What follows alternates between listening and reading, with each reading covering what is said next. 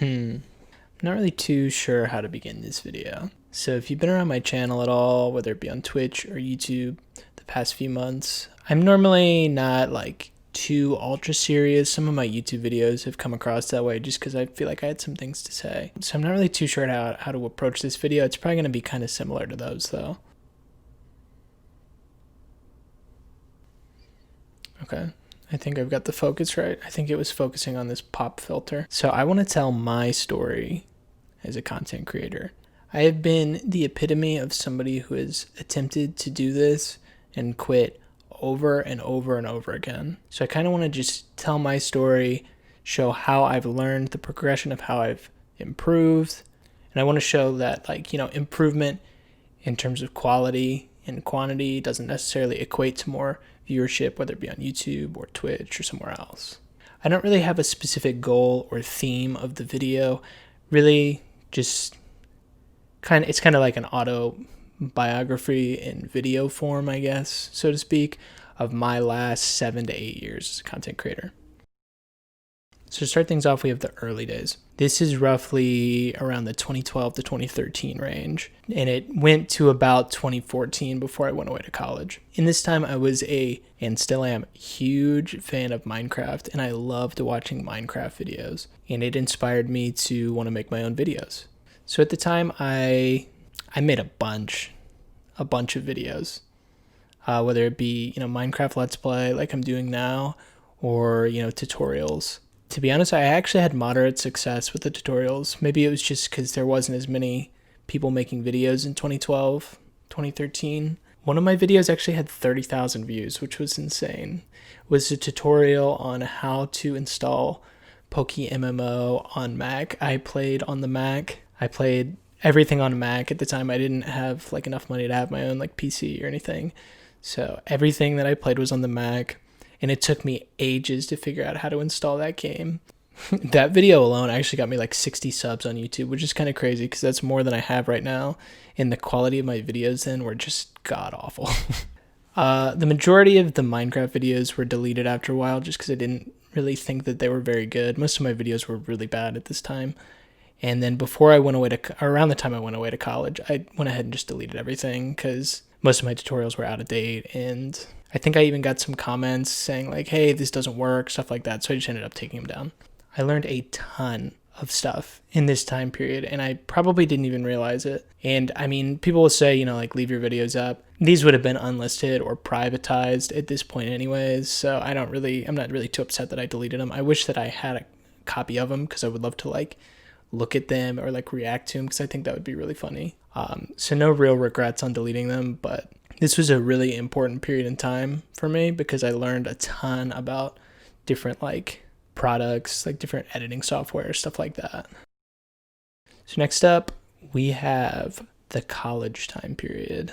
And so like I said, I took a break in 2014, kind of thought I was just done in general with everything. And then 2 years later, I was in the process of building a computer and decided to start making videos again. Before and during this time period, the school I went to, I had access to the Adobe Creative Cloud, so I was able to use Premiere Pro and Photoshop and Audition and stuff like that. And I actually learned a ton about those products at that time, just even having access to it and watching tutorials on YouTube. So I actually decided to just completely start over and used a new channel in 2016 as well. I really don't know why I did that because it seems kind of dumb now. Because, like I said, even at this point right now, I have less subs. Yeah, basically what I did in 2016 is I tried to make another Minecraft Let's Play. It's what I've always wanted to do, just because I enjoy Minecraft so much. And then I also tried to do a Mass Effect playthrough. After a little bit, I ended up deleting all the videos just from a lack of inspiration. I was also having, I think, some technical problems at the time. I was trying to record on my computer, and I think that there was something wrong with either the CPU or the hard drive, and OBS wasn't, properly, I guess. OBS wasn't really doing a very good job of recording the video footage. So I ended up deleting all of those videos. Again, I wish I had a copy of them. I wish that I had left these up this time because these weren't nearly as bad as the ones from my first channel. But, oh well. What are you going to do? They weren't series that I was going to continue anyways, so. Then in 2017, a game called PlayerUnknown's Battlegrounds rolls around. or PUBG for short. And this is when I kind of dove into Twitch and kind of figured out really what Twitch was all about. I had known what the platform was. I knew it was a live streaming platform. I had watched some streams on there before, but never really spent a lot of time on there. And this is where the idea or the thought of wanting to be a streamer popped into my head. I watched people like Shroud, Dr. Disrespect, TSM Vis, among others, play PUBG, and I loved it. I loved watching them. It was awesome because it was really chill most of the time, and it was fun to watch. It didn't require all your attention like a YouTube video does. And to be honest, I thought that it was something that perfectly suited my personality in a way that YouTube on some level still doesn't. So the first time I ever went live was in 2017 while playing PUBG at like 25 FPS on my garbage computer that had a GTX 960 and a AMD FX 8350 or whatever the processor is. Terrible processor. I would never ever have recommended that processor to anybody. It was awful.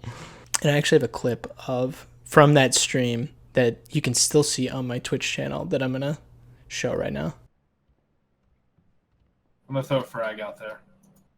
He hasn't come up the steps, I don't think.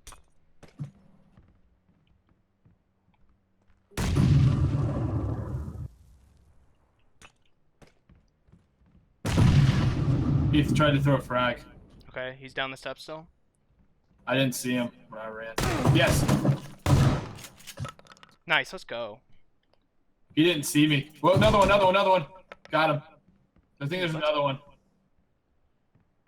Did you kill him or did you knock him out? Yeah, I think I killed him instead of killed him. That might have been. So throughout the rest of college, I streamed very sporadically. I was starting to acquire some hardware that I knew would be, a good idea for me to have if I wanted to be a streamer.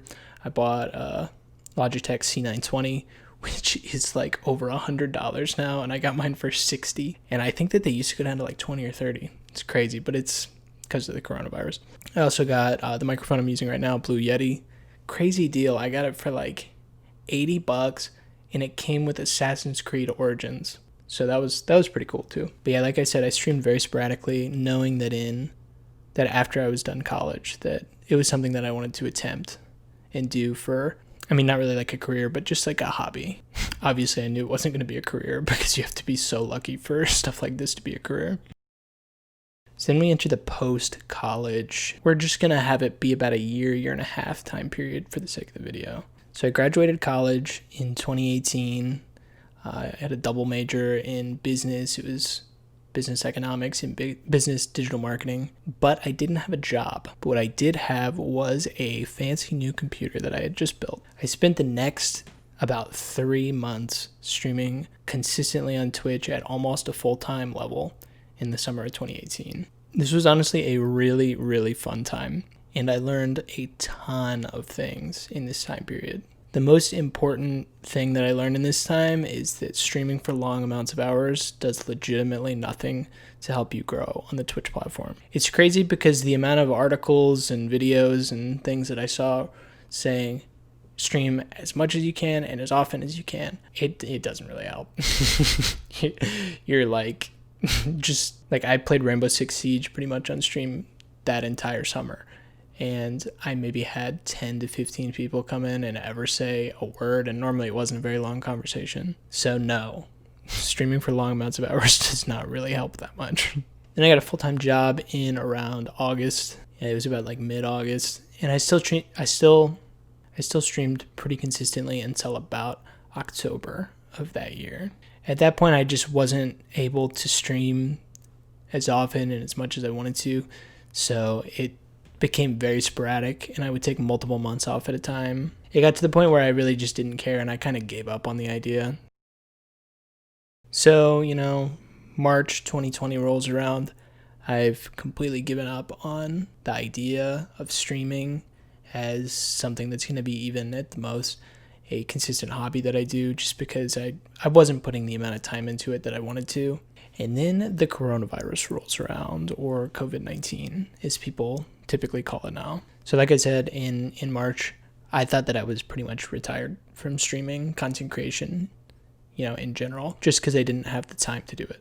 But then one day in early March, I'm told that because of the coronavirus that I'm going to be working from home indefinitely. So then about 2 to 3 weeks later, unable to go anywhere, unable to see my girlfriend, and I just have, quite honestly, a ton of free time on my hands, I decided to fire up the stream.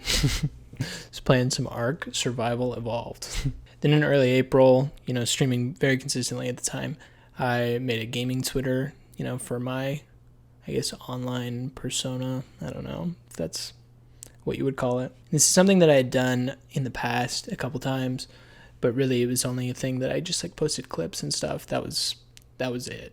I hadn't really networked or done anything on Twitter at all up until that point. What followed was one of the most interesting periods of my content creation career. It brought some really happy times where there was a lot of people in my stream, and also some times where I really just had to, sit myself down, look in the mirror, and decide what am I doing this for? Why am I doing things the way that I am? So basically, it brought on a lot of self-reflection. I pretty much unknowingly got into a support for support community. Now, I will say that I made a ton of friends from being a part of that community, and to this day, I still talk to a lot of these people, very regularly. The community also did have some things that kind of I disagree with, as a lot of people know. There was definitely a lot of like follow for follow and lurk for lurk attributes that people weren't really acknowledging, that I just really didn't want to be a thing in my stream. Like, I don't want to see people just coming into my stream spamming, hey, I followed you, hey, I followed you, hey, I followed you, just because they know that they're going to get a follow back. I thought for the first time in 7 to 8 years of content creation that my channel was legitimately growing and that I actually had a chance. What I didn't realize was that the only reason my channel was growing was because of the amount of time I spent on other people's channels, and was because I gifted subs to people on Twitch. Then around late May, the coronavirus was kind of, it's not really getting better in the US right now, but it was getting better for a little bit. And I decided to go, away to my girlfriend's house and stay with her and her parents for a weekend. And I was there for like 4 or 5 days. And then when I came back, it was like everything I had worked for a month was just completely gone. Like, nobody was really coming to my streams anymore. And then at this point, I fully realized what I was a part of. At that point in time, I pretty much just decided, like, hey, like, I'm going to take a massive step back from this community, because I didn't get into this to support as many people as I can. I really kind of got into it to, kind of document, my gaming experience and maybe some other videos, here and there. Then a few weeks after that, it was towards the end of June 2020, I decided to take a step back from Twitch, take an indefinite break, because I really kind of just wanted to totally cut myself off from the community, other than, people I actually view as friends, which is a large number of people. But I really did just kind of want to, take a step back, take a big step back. It's been over 2 weeks since I've hit the live button on Streamlabs, and I am already planning my return to Twitch and how I want to do things differently and how I want to make my content more suitable to bring over to YouTube easily, and not in just like a stream highlight sense. But I actually want to like approach my streams with like unique ideas, or like be able to like see something happening in the moment on stream and be like, this is going to be something that's good to YouTube, and then go and like edit it up later. So you're sitting here at the end of the video and it's like, okay, like this is a pretty common story, So like, what's next? The past about month and a half, I've been focusing on YouTube, and, I've been focused on Twitch too, but it's taken me about 7 to 8 years to get to a point where I'm legitimately happy with the content that I create. So like, I'll go back and I'll watch them and I'll be like, wow, I'm really happy that I documented this. Or I'm really happy that, I streamed and clipped that, because it's, a memory. Like, it's cool to go back and look at that and be like, wow, I was doing this at this time, and like we were playing this game, and this thing that happened was so cool. So basically that's, going forward, what I'm doing this for. I don't care if nobody watches my YouTube videos. I don't care if anybody watches my Twitch streams or VODs or clips or anything. I don't care if I have any followers on Twitter. I do this for fun, and I do this because I want to make memories. I have zero expectation of any monetary gain from this, and this is purely a hobby that, I've honestly been having a blast with the past few months. Will I continue to try and learn things? Yeah, of course. Will I put myself in a, position to be successful on these platforms? Yeah, like why wouldn't I do that? But also like, am I going to take breaks? Sure. Content creation has been a huge grind for me, and I can look back at certain points in times and see where I've learned things. Like I can see like where I got better. My analytics really aren't that great at the moment. Like I said earlier in the video, I'm only on 41 subs right now on YouTube, and I'm at like 240 followers on Twitch. Like I go back 5 or 6 years ago and I have more subs on a YouTube channel. So like think about that. But you know what? I don't care. I'm proud of the content I'm creating. I'm having a really fun time. And honestly, I'm learning a bunch of things about products that, have a lot of like weight, going forward in our society, whether it be Photoshop, Premiere Pro. I mean, even just, being able to stream and like have quality audio and quality video. That's like something that's good to know.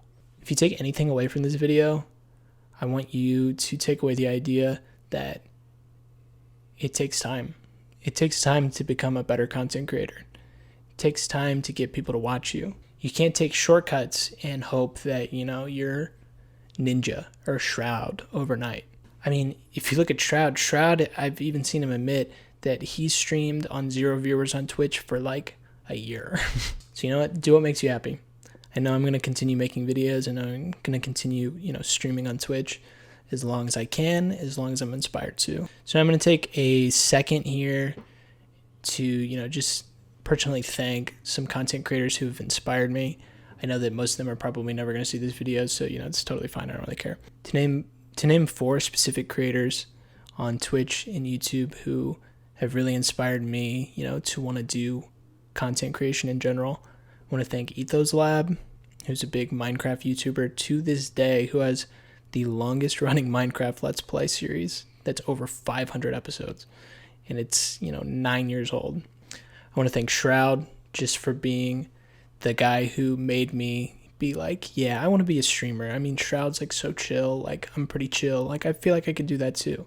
Obviously Shroud's a god at FPS games and I'm not, but I want to thank David Dobrik just because I've been watching his videos for 4 years now, and his editing style has been a huge motivation for me and a huge inspiration for how I edit my videos, even though I know my videos are totally different than his, but you can still learn things from people like that. And then I want to thank Clint Stevens, who's a really big Mario 64 speedrunner, for being another like super chill guy who isn't like necessarily super animated all the time, but he was just another really big inspiration and probably my favorite creator for the past 3 years.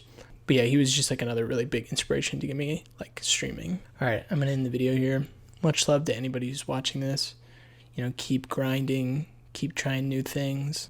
Don't take any shortcuts. But yeah, I mean, if you made it this far, which is very unlikely because this is probably like pushing 20 to 25 minutes for the video. But yeah, if you made it this far, don't forget to like and subscribe. So yeah, I'll see you in the next video, guys. Peace out.